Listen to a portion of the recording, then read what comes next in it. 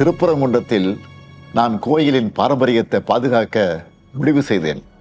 ஆனால் அது ஒரு மத தலைவராக அல்ல, ஒரு முதல்வராக.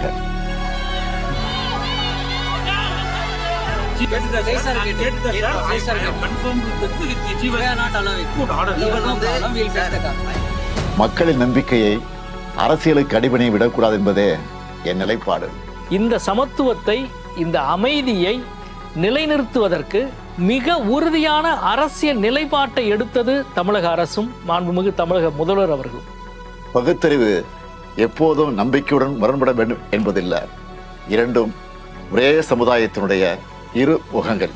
பெரியார், அடிகளார் நட்பதற்கு சான்று. That's where tolerance stays. Accept your friend, accept your Muslim, accept your Christian, accept your Hindu. அரசியலில் நான் அனைவரையும் சேர்ப்பது என்ற கொள்கையை கடைபிடிக்கிறேன். வேறுபட்ட நம்பிக்கைகள் இருந்தாலும் நாம் ஒரே மண்ணில் வாழ்கிறோம், ஒரே மொழி பேசுகிறோம், ஒரே எதிர்காலத்தை நோக்கி நடக்கிறோம். அதுவே திராவிட இயக்கத்தினுடைய உயிர் நாடி. இது